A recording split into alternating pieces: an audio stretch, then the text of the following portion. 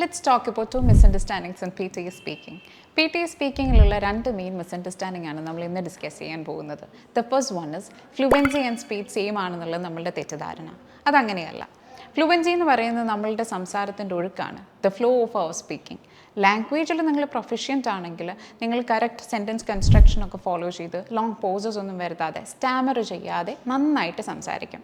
Speed എന്ന് പറയുമ്പോൾ നമുക്ക് വളരെ പതുക്കെ സംസാരിക്കാൻ അറിയാം, മോഡറേറ്റ് പേസിൽ സംസാരിക്കാൻ അറിയാം, ഒരുപാട് സ്പീഡിൽ സംസാരിക്കുന്നവരും ഉണ്ട്.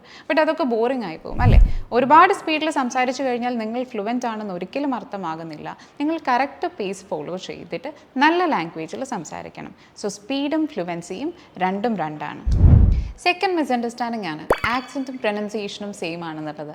അതങ്ങനെയല്ല. ആക്സെൻ്റ് എന്ന് പറയുന്നത് ഒരു പെർട്ടിക്കുലർ റീജിയനോ കൺട്രിയോ ഒക്കെ ബേസ് ചെയ്തിരിക്കും. നമുക്ക് ബ്രിട്ടീഷ് ഇംഗ്ലീഷാണ് നമ്മൾ സ്റ്റാൻഡേർഡ് അക്സെപ്റ്റഡ് വെറൈറ്റി എന്ന് കൺസിഡർ ചെയ്യുന്നത്. അതുകൂടാതെ കനേഡിയൻ ഇംഗ്ലീഷ് ഉണ്ട്, അമേരിക്കൻ ഇംഗ്ലീഷ് ഉണ്ട്, നമ്മുടെ ഇന്ത്യൻ ഇംഗ്ലീഷും ഒരു അക്സെപ്റ്റഡ് വെറൈറ്റി തന്നെയാണ്.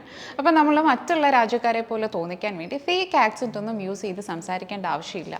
കാരണം നമ്മൾ സംസാരിക്കുന്നതിൻ്റെ ഇടയ്ക്ക് നമ്മളുടെ നാച്ചുറൽ ആക്സെൻറ്റ് എന്തായാലും പുറത്ത് വരും. സോ നമ്മളുടെ നാച്ചുറൽ ആക്സെൻറ്റിൽ നമ്മൾ സംസാരിക്കുക. ബട്ട് പ്രൊനൗൺസിയേഷൻ എന്ന് പറയുന്നത് അത് നമ്മൾ ഫോളോ ചെയ്യണം കറക്റ്റായിട്ട്. അത് ഉച്ചാരണമാണ് സൂചിപ്പിക്കുന്നത്. നമ്മൾ ക്ലാരിറ്റി പറയുന്ന എന്തൊരു കാര്യത്തിലും ക്ലാരിറ്റി ഉണ്ടെങ്കിൽ മാത്രമേ മീനിങ് കറക്റ്റായിട്ട് കൺവേഡ് ആവൂ. സോ നമ്മുടെ നാച്ചുറൽ ആക്സെൻറ്റ് ഫോളോ ചെയ്യുക, ബട്ട് കറക്റ്റ് പ്രൊനൗൺസിയേഷനിൽ സംസാരിക്കുക. So avoid these two misunderstandings and you'll be a good speaker in English. For more videos, follow Tiju's Academy. ഉറപ്പാണ് വിജയം.